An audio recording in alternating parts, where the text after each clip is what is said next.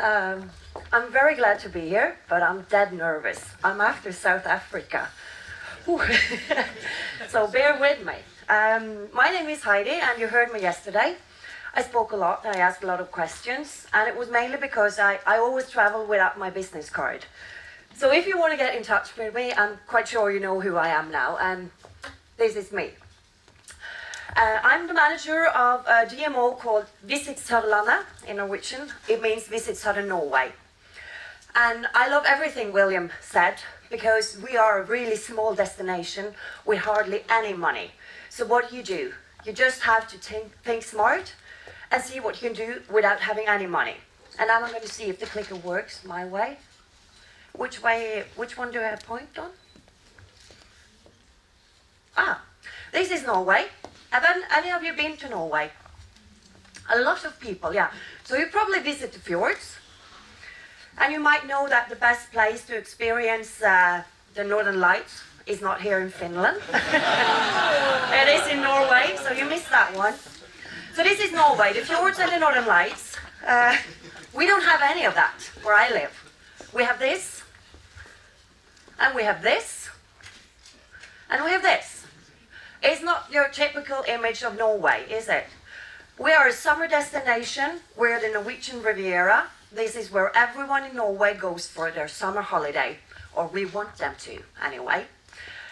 This guy here, he's from the biggest theme park in Norway called Kristiansand Dyrepark, or Kristiansand Zoo, which is situated in Kristiansand, where I have my office. It's about 1 million annual visitors to this theme park. That's quite a lot in Norway. That means that 1 in 5 living in Norway visit this place, because there's about 5 million people living in Norway. In southern Norway, we have mostly Norwegian visitors. We have 80% domestic market, and then we have 20% foreign traffic. So that means that we work mainly with the Norwegian market, and that is our starting point. And you see this guy here, he's carrying a flag. I'm supposed to be pointing with this flag. Here it says Captain Sabletooth. And if you live in Norway and you have kids under the age of 6 years old, Captain Sabletooth, he's your Justin Bieber. It's in your DNA. It's bigger than Angry Birds. So if you don't visit the theme park in southern Norway, you will have Child Protective Service come and visit you. It's like that. And it's a God-given gift for us, because it's our bigger driver. The thing is, when we think about Norwegian tourism, we very seldom hear about southern Norway, because we're off the chart. Because Visit Norway, you're present here today, so it's no bad luck for you or anything. But the thing is, they talk about the fjords and they talk about northern Norway. They don't talk about the southern coast of Norway. And that's fine by us, because we mainly work towards the Norwegian market, and we do that quite well, having this guy here working for us, and also this guy here. It's not a big destination. We have, in the official statistic, we have about 2 million annual bed nights a year. But we also know that over 60% of our visitors, they're living at friends and relatives and in accommodation that's never counted for. So that makes it a bit hard to target them. And it also makes the numbers of the tourism in southern Norway are very seldom on top of the list in the Norwegian barometer, or whatever you call it. For instance, theme parks doesn't count in Norway when it comes to visitation, even though we have 1 million annual visitors. It's a lot. I think it's a lot even outside Norway. Let's see here. So that's our starting point. I've been working in Visit Sørlandet since 2010. Before that, I used to work in small DMOs that you will never hear of, to be honest, and I hope they will stop to exist in a short time. So we were like, in 2010, we decided to form Visit Sørlandet that was going to be a classic DMO for southern Norway. And it was, okay, we're not on the big screen. We have mainly domestic customers. We don't get any of all the oil money that the Norwegian government put into promoting Northern Norway and Fjord Norway. So we don't have any money at all. So, what to do when we started out? I was head of Visit Sørlandet, a new organization trying to make everybody happy. It was based on a traditional marketing plan. Everything was about doing campaigns and making everybody work happily together. And then we were like, okay, we could either adapt to the new world or we can slowly die. And then I'm going to talk a little bit later on now on what we decided to do. And it was not my idea. I know William Backer in his blog has promoted me as like I was the one behind the idea. No, I was not. But I am the one that's kind of putting it out to life. So we have a project called Arena Usus that we think are forming the future of a DMO, the role of a DMO. It's an innovation project that we actually get government funding for having. But we think the way we work in that project will be the future of DMO. And don't tweet me on this, but our dream is that in 5 years' time, you won't have Visit Sørlandet as a classic DMO presenting anything. It will be Arena Usus, or wherever we call that project in 5 years' time. But it won't be me. It won't be Visit Sørlandet. You know this guy? It's not Santa Claus, but for some people it's pretty the same thing. Imagine a world where you have no politics. That's my dream world. No politics. You don't have any politicians who's been on holiday and then are experts on what you're doing. You don't fight over geography. This is my area, don't come into my area. I don't know what it's like in your country, but in Norway it is like if we talk about anything outside our political borders, it's like smack on the finger. So we're supposed to only talk about what's in Visit Southern Norway, even though we know our customers might very well want to visit the fjords, which is just next to us. So it would be great for us to tell, come to us, but also visit the fjords. But we're really not allowed to do that. And there's a lot of fighting because we fight with Stavanger, we fight with Oslo, because, it's like we're the best always. And imagine a world where the industry just works happily and peacefully together.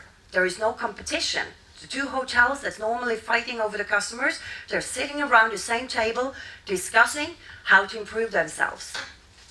I would dare to say that our project, Arena Usus, is this. It is a heaven, because I have my day job, I say Visit Sørlandet, where we have all the politics, all the fighting, all the competition, but then we have the project Arena Usus, where this is put aside. How is that possible? We decided in 2010 to take a few steps back. It was like when William said, look backwards, we tried to do that. Because in marketing, it's very often about talking to new audience, new customers. It's always about, we need new customers. And then we forget the one we already have. And that has been the case in Southern Norway, where I work. We've always been targeting new markets, always about all the people who doesn't visit us. How can we get them to come? And then we kind of forgot the one we already have. That's really happy about the product. But they're like, they will come anyway. That's the saying in Southern Norway, because maybe they've had their cabin there for 30 years, so they will keep on coming, and they'll have their families, and of course they will come to the theme park, so why bother with the one we already have? But we saw, well, our existing customers, they are the best marketeers. And in 2010, internet was invented, social media was there, so there was a lot of things going on that actually made this more true than ever. That existing customers, they are the best marketeers. And TripAdvisor is our best example of how the customers will do the marketing for us, in addition to other channels, of course. So we started out with that, and that was like a revelation also for the industry. Yeah, of course, I have all these customers here. What do I do with them? How do I work with them? How happy are they? Are they happy? I don't know. So if we can start with that, then something else will be happening. And then we decided that this is the time to go from the paid advertisement to what we call honest and deserved marketing. So we can't buy new customers, but we can get our existing customers to talk about us, because then we deserve what they are saying. And everybody here knows that that's worth a lot more than having a big paid campaign. So these two, first, our existing customers are our best marketeers, and going from paid advertisement to honest and deserved marketing is like the bone structure, the DNA in our organization and also in Arena Usus. And when we came around to the businesses talking about this, this was a message they understood. They understand it's a lot more expensive to build up new customers, new audiences, than to work with the one you already have. Do you recognize this? Sort of, yeah? At least the businesses in Southern Norway, they like this. They like this message, and of course the guy working in economy also liked it. It's like, okay, this is simple math for us, so how can we do that?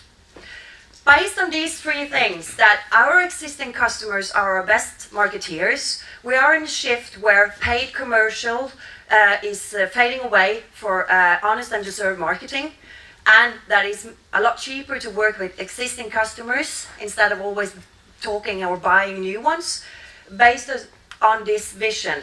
It sounds a bit more savvy in Norwegian than it does in English, and that might be because my English is not that good. But we made a vision that we will be the best on repurchase. We will be the best of getting people to come back to our destination or the business. Doesn't mean that they have to come back like over and over again. But you all know, if you've been on holiday and you liked it so much that you would like to go back, what do? You talk about it. You don't keep it a secret. You will speak about your experiences. If I like Rovaniemi or a city hotel where I'm staying so well that I'm thinking, I would like to go back here once, I would tell it to everybody that would care to listen.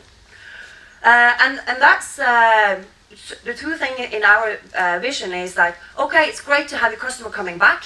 It's cheaper, but if you can also get your customers to talk about it to others, then you have a marketing effect. So we want everybody to talk about Sørlandet. And we already knew that we had a lot of happy customers. So how could we work with those customers to get them to actually say, we will come back, and when you want to come back, and also on the other side, tell everybody else to do the same. Then we formed this cluster called Arena Usus. And everybody asked me, what is Usus? It's a Latin word that means everything we're doing in the project, so I never remember the words, but it's just a fancy word. But it's part of a national cluster program in Norway that the government has founded, and it's all kind of business clusters in Norway. So we are a part of this kind of cluster family together with oil industry, tech industry, health industry. So it's not purely for tourism, and that's really good because that makes us think outside the box. But this cluster has now over 90 companies that are members of the cluster. And the fun thing, if you have been working with these kind of development projects locally, it's always us coming asking the businesses, will you please join us in the cluster? In this cluster, the businesses has to apply to be a member. So it's a membership organization where they have to apply. And it's not like it costs a lot of money, but they have to send a written application telling us, why should I be a member of the cluster? And what can I offer to the other businesses in the cluster? What can I learn them? And they also have to make an audition video. That's kind of cool. We work in the travel industry. You should think that making a small video about what you're doing on your unique, great place should be easy. But it's really hard for the businesses. But we really know when the businesses apply for this network, they're really committed. And it's not about marketing. And that is the success story about this innovation project. It's not about marketing. It's about how can the business improve themselves in their presentation together with working with other business in the cluster. And we have a really tight link with research institutions.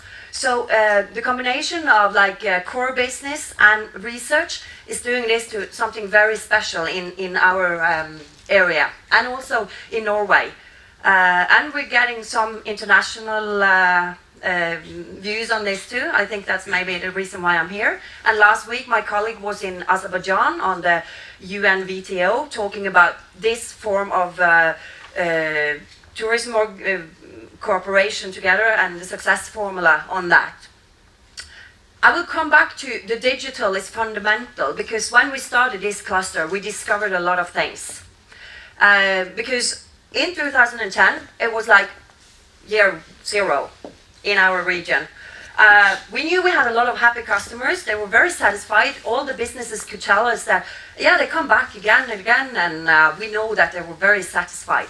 But nobody wrote anything about it. Like when you went into social media, there was nobody talking about Southern Norway, how great it was. And I'm not talking about the Norwegian market, because that's our target group. It's the main market. Nobody spoke about it. It was like, I have nothing to say. So we needed to get people to start talking about the good experiences that we're having in our area. And then we started working on this model. You might know that model and use a version of it yourself. But we were focusing on the experiences. This is where the businesses do the job, on when they're here. Okay, what do you deliver? How's the experience? Because that's where it's made. It's the businesses who make the good word of mouth. It's not us. And then we said we have to be aware of the afterlife when you have left Southern Norway. What do you say? What kind of memories do you bring with you? And where do you share it? And we discovered also that the businesses, they didn't know anything about that. You knew a lot about putting ads in the paper, having their sales team out working and so on. But when we told them where the customer actually were, they were like, we never heard of TripAdvisor. Google Plus, what's that? Oh, what's my ranking on my webpage? I don't know. Facebook. Yeah, it was like a desert. But then we started, okay, we have to get the good memories out there. And we have to realize that the good memories, it's the one that creates reason to want to go back or recommend it to others. And then we also have to work with the dreams that you're created before you go somewhere. So this is the core of USUS, working in this area here, the guest management system. And it's purely for the businesses. They need short-term results while working on long-term strategic. So the digital was very easy, short-term for the businesses. And this one is old from TripAdvisor. So Helena, I'm very sorry, I'm still using it. But remember, we started out in 2010. And then this was the way TripAdvisor was doing stuff. And I like it. I use it all the time because there is nothing that get the business to wake up more quickly than seeing this one and thinking, I do not want to be on that list. And actually realizing that TripAdvisor and other kind of review sites are talking about your business. In 2010, the businesses in Southern Norway didn't know this existed. So we had to start working with them on just realizing that this is happening. And I also did a check. The most famous theme park in Norway was ranked at attraction number 2 in Southern Norway on the list on TripAdvisor. And that was a church. I'm from a very Christian conservative part of Norway, so okay, there was a church that was number 1. And the only reason was because the church had 2 reviews on TripAdvisor and the theme park had 1. And that was in 2010. Yeah, you can laugh, but no, I checked this morning. The zoo, or the theme park, has almost 140 reviews on TripAdvisor. It's still not a very big number, but when you think about the theme park having mainly domestic Norwegian visitors, it's very hard to get Norwegian to review their own stuff in their own area, and also about attractions. It's a lot easier to get reviews on hotels. It's quite good. I checked Legoland. I think they had almost 600 reviews. So Legoland is a big attraction. If you haven't been there, you should go there. What? Kolmården in Sweden. I haven't heard of that park, so they have some work to do in Southern Norway. But Santa Claus Village had quite a lot of review. Yeah. But yeah, you go in and check. We did kind of a test of where are we, and we discovered we weren't there, so we had to move in there, and we had to teach the businesses how to enlist themselves, how to interact with their customers, and how to get reviews. So we're working on that still. It's going slowly. Just last week, I met a small campsite who recently discovered TripAdvisor and understood that some of his guests would actually decide to go or not go to his campsite. And he has enlisted, and he has 10 thumbs, we say in Norway, when it comes to computing, but he managed to get online, and now he has 2 reviews, and they're both brand. He's like very happy. So I'm looking forward to see what's happening there through the summer. But we had to work with the businesses on very basic stuff.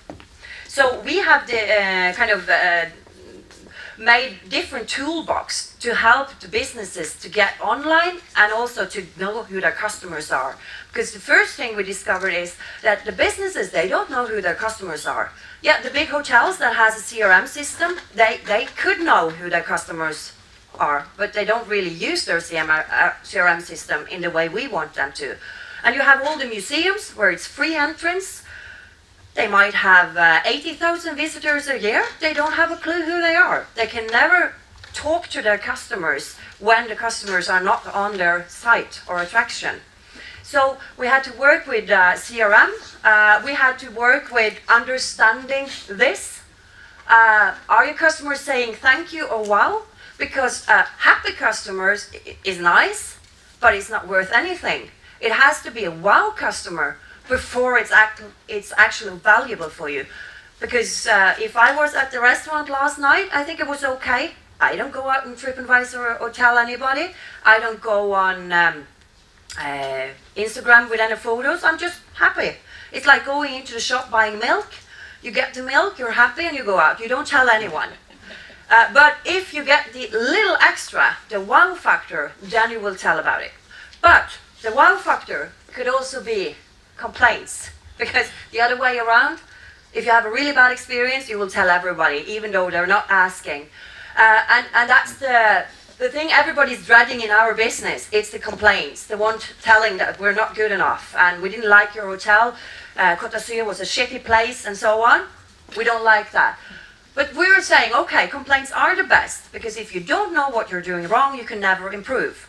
So we're kind of trying to tell the businesses that you have to kind of search for the complaint. You have to let your customer tell you what they didn't like, or what was wrong, or what you can improve, because then you can improve your product and you can get satisfied customers on that. And that's also about innovation. I mean, we sit here and we try to innovate, and I really liked Côte d'Azur. It's not a shitty place, I love it, I want to move there. Has he left? Well, they talk to their Facebook customers. It's a great way of innovating. And that's also for the businesses that actually should use the customers to improve their product. It's very simple, it's not rocket science, and you might already be doing it in your area. But for the first time, we have a network that works really strategical on a long-term perspective on improving guest experiences in our region. And the responsibility is placed with the businesses, not with us as a DMO, because we can't do anything about this. All we can do is try to share the stories and boost the stories that is already out there. At the moment, we are 92 businesses. We have a goal of being 150. Of course, everybody should be on board on this, but we're also at the moment getting messages from the businesses that we shouldn't expand too much, because every business needs to feel that they're getting their special attention out of it. And then we can't expand too fast, because then we will lose businesses on the way. We have also something called the digital toolkit, which means that we have a person who goes into the business and do an analyze together with the business how they're doing in their digital world. And that is something that we get really good feedback on. So they really want us to come in there and we kind of look at the business from a guest's point of view, and we give them feedback on how they're doing. And we give them the tools on how they can improve their own presence. And it's working really well. It's something that people ask us to come and do at other places than just within the cluster. But so far we're doing this just here. This model here, it's not complicated, but it's just to show you a little bit on how we're working on the cluster. First, we started out with a management system. It's such as that actually the management in the company knows what's going on and take work on the wow factor. We have had workshops on just realizing what is your customer and what is the customer looking for. How does everything work? The CRM system. We work together with Kate Rains from Indigo Limited in the UK. She's an expert on audience development in the culture sector. So it's not about CRM as a system, it's more about CRM as a mentality. So For the businesses to know something about the customers, they need to get data from their customers. How to start getting data, how to know which one of your customers are the one most valuable. Because it's not always the one that accounts for the biggest number. It could be actually 2% of your customers that stands for 50% of your income. So Kelly Rains, it's a name to market stuff. She's really good on getting businesses to think a different way and analyze their actual audience. Where does the money come from? And how do you... A lot of the culture, like theater and so on, they have mass communication. They send all information through one booklet to everyone instead of segmenting their customers. So it's a lot about segmenting in that. ERM system, that's something we're going to do this, we're starting a course now next month about training the staff. It's about training how to talk to people, look people in the eye, just a simple say hello. What is creating a wow factor? And then we use different people to come in and teach us how to do that. I've also put on that we have what we call a basic and an advanced program. And everything has an analog side and a digital side. So I'm working mainly with the basic on the digital side because that's where you have the digital toolbox and you have all the practical tools, how to get started on a short-term, it's like a startup box. And then you have the research part that goes more into the innovation part, where the main project leader, which is a scientist at the local research center in Southern Norway, she's in charge of that. So that's where we have all the research and the scientific part of the project. This is how we've organized our project. And this is also a model that we see now that the Norwegian government are interested in when we look at the DMOs. Because here we have us two, me, Heidi and Kirsti, we're the management of the cluster. I work at Visit Sørlandet and I get my pay from there. But you have the companies up here, and this stands for Key Account Manager. So each business has their own special key account person that follows them up. They don't work full time, they're just hired into the project based on their skills and their human way of being good talking to people. If they don't work, we just kick them out, to be honest. So for a manager point of view, it's excellent. And then we have these specialists. That's also, okay, it looks like this now. Next year it might be something totally different. They're also just specialists that we hand-pick into the project. If they don't work, we kick them out. And if the business is said, well, we're not that into the food stuff anymore. Okay, out with that, in with something else. So it's a very flexible organization. And it's working really, really well. The digital has been there all the way, but with different people, because we had some people who didn't do the job the way we wanted. Okay, sorry, you didn't work. Here's a new one that we think will do a better job. CRM has also been there all the way. We have at the moment media, press, that goes both on getting out the stories in the cluster, but also helping the businesses on how to place good stories in the press, take advantage of it. And we have design that goes on experience design, because the businesses are not very good at, they're all unique. Every business in the world and in Norway, they're all unique, but are they really unique? How can they divine? How can they create good stories? That's new. It might be not here the next time I'm speaking about this project. So it's, for me, I just love this model, because if you have people who's not motivated, not passionate, don't do their job, it's like, thank you, we'll find someone else who will.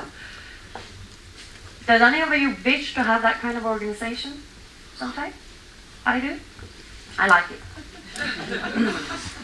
I'm going to end up a bit more about Visit Sørlandet. So what about us? What about my day job, if I can use that word? I use a lot of time on the Arena Usus project, to be honest. So that is my day job. And this Visit Southern Norway, the old-fashioned way of working DMO, is actually something I'm trying to put up as a night job instead. But this is me. I'm relaxing. I'm trying to kind of outrule my own job in the traditional way, so I can sit more on this cafe enjoying myself.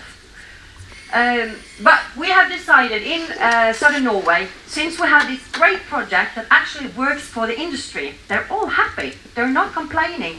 And you can have people from the big hotel chains working together with a little adventure company with just one person, and you can have the culture industry, which is a really strange industry. They're working together, and they're thinking, okay, the hotel and transportation and restaurants, it's just infrastructure. Where the real action is with the experience economy, with the culture industry. They actually create the experience, but they're working happily together. So with Visit Sørlandet, we said we have to work with the arena cluster, arena users cluster, but then we also have to do something about getting the stories out about how great it is to go on holiday in southern Norway. So we decided to do a lot like William in South Africa. Where are our customers? We need to be there. We need to go where the fish are. And in Norway we have a lot of fish too. So it's about finding where is the biggest crowd. I don't know what's that called. So what we've done, and this is in Norway now, it's a lot of discussion about this, and a lot of social media discussion about what we've done. We decided we can't work our own web page. It's too much work, and the day we launch a new version, it's already outdated. So we decided to talk to Visit Norway, that has a great web page, a great digital team, and see if we could actually be a part of the Visit Norway platform. So we've moved our visitsouthernnorway.com into visitnorway.com. We have our own domain and our own area on 1 minute. Wow.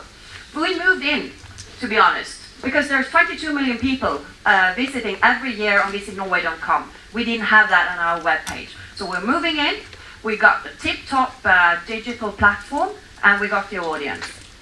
And then we're thinking another place where there's a lot of fish, it's TripAdvisor. I went on holiday last year, and I ended up on this place because they had some great page on TripAdvisor. The place was okay, but we're thinking we need to do that with Southern Norway too, and all the towns. Because we have a lot of foreign visitors that uses TripAdvisor, maybe as their only source to information about Southern Norway.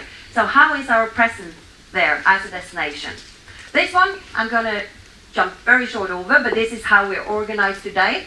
But Arena Users, it's our innovation project. It's going to take over. It's going to change the way we work. It's already done it.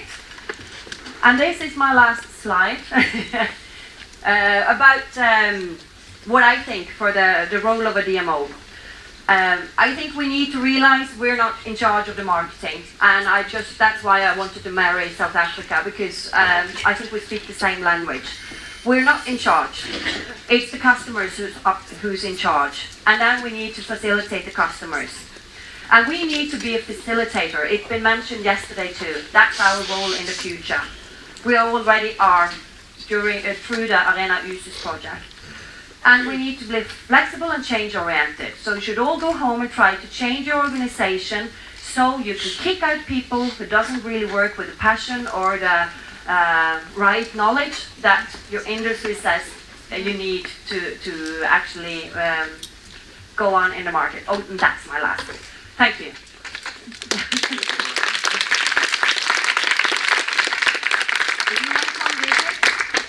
I live just 5 minutes from this point, so please. Good. Any questions from the audience? So it was all very clear. Yes, I just raised this question of Kolmården because in Sweden it's a theme park and it's 130 kilometers from Stockholm theme park, and so it has very similar points with you. First of all, it's a brilliant place for families. You really enjoy. Do you work there? No, but I was there 1 year, but family, kids really enjoyed. I mean, and secondly, it's a lot of people from Stockholm coming there. 90% maybe Stockholm people, and then some Finns and so on. 600, 700,000 visitors, and they had actually 77. They have 700,000 visitors a year, and they had 77 TripAdvisor comments. It's quite funny. I mean, well, you have double and with 1 million, so you already got good track. But it's clear that these people are very happy with the attraction. But that's all. I mean, they're not. It's so close that for them it's almost part of the yearly life, not daily but yearly life. So they don't write about it, they don't make an apparent advertisement for that. So you have been, at least you have been progressing compared to Swedes. Okay. Nice to hear. Yeah, it is difficult to get traction there. It's mainly working with the domestic market to be talked about in those kind of channels. But it is being talked about in Pinterest, in Instagram, and I know that Theme Park is doing a great job on social media. So. Any other questions? Yeah. So you were saying that you're focusing as a destination on loyalty and bringing customers and repeat customers back. Have you completely abandoned new business and trying to attract new markets, or is your focus purely your core customers? Our main focus is our existing customers. So we're building all of our strategic media strategy is based on getting existing customers to be our marketeers.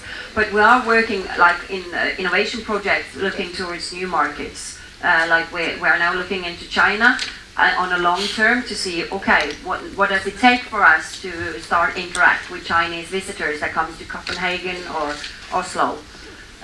But the question you ask is, of course, a lot of the people who's been working in the industry for many years, that's the question they ask, because they're so tuned in to always talking towards new markets. But we see in there is really, when you have limited fundings, it's very wise to work with the one you already have. Also because the digital world we're living in, it's the most cost efficient. Mm-hmm. Work with the one that loves you. Isn't that someone who said that here before? Any? Yes.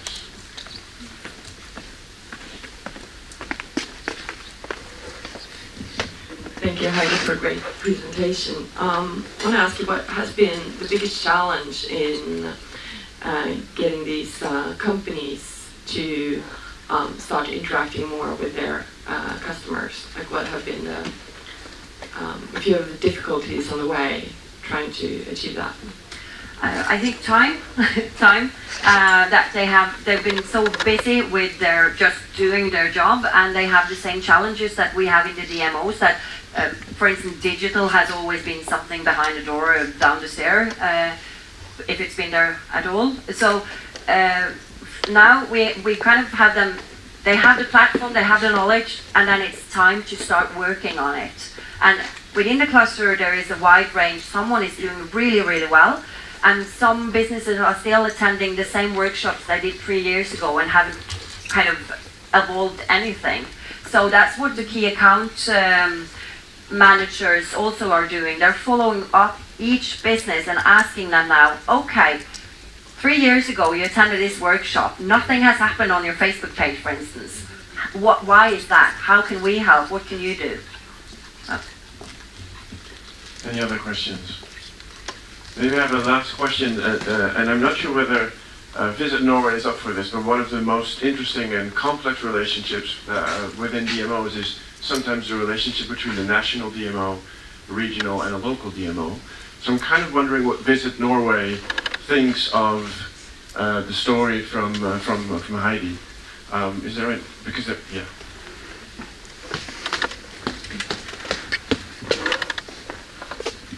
Well, I think it's very inspiring to hear Heidi talk, and I think I've learned a lot.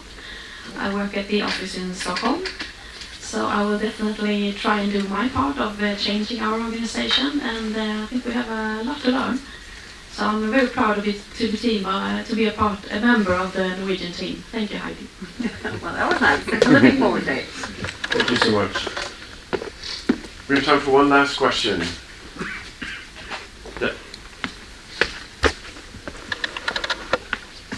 Do you also work on convincing visitors to write reviews? Yes, not us, but we encourage the businesses to do that, because we don't meet the customers. We're like in an office, but all the businesses in the clusters, they're encouraged to have a plan on how to increase their customer reviews, and also how to track them, how to respond, how to use it in innovation. It's like, doesn't help if one person on TripAdvisor says, I didn't like the way you rolled the toilet paper, but if it's hundreds that says the same thing, maybe you should do something about it. But it all happens where the customers are.